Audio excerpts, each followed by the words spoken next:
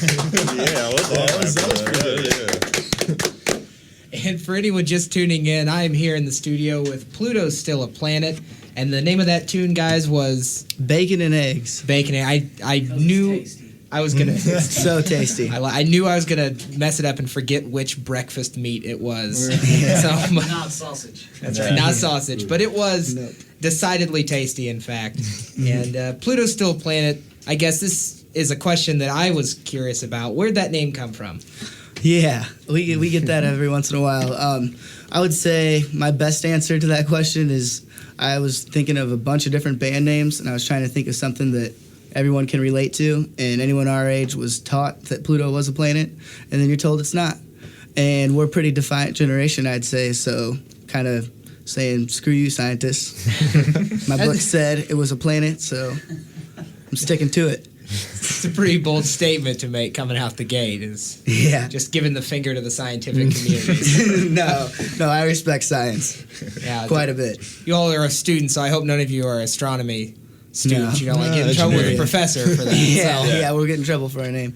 No, I understand it's just a giant ice rock and has an irregular orbit, but you got to represent. We'd like to stick for people to never forget Pluto.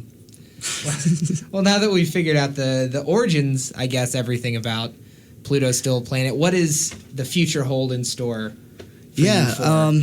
Well, we got our first 2 songs done at Right as Rain Studios, and we're planning on working with Evan Cottrell there a bit more over summer and for the rest of the school year here. And hopefully we're going to finish our first album, and we're trying to plan a CD release show at the beginning of next school year once everyone gets back to school. But for right now, we got this show coming up in April 25th with Roster McCabe, and that's going to be a really fun show. We're looking forward to that a lot.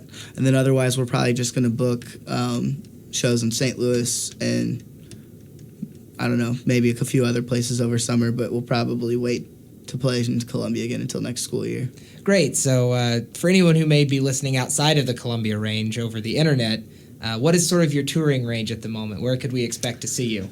Pretty much just St. Louis and Columbia so far, but we'd like to head to Kansas City and Springfield, and we're going to try to hit most of the Missouri concert towns next year, Cape Girardeau, those areas. And then after that, we'd like to move up to Chicago and maybe Des Moines. Sure, Des Moines is an exciting place. Don't let anybody tell you any different. Oh, yeah.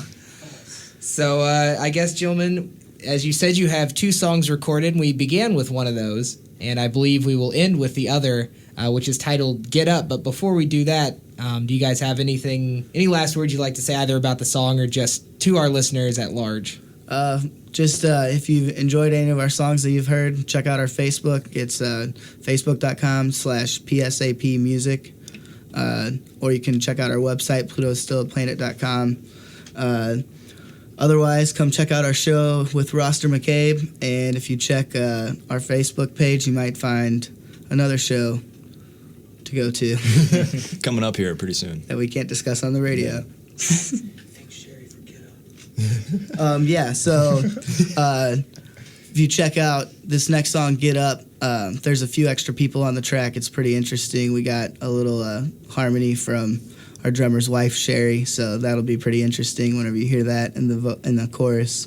So basically this song is about drinking, so every college kid should relate to it.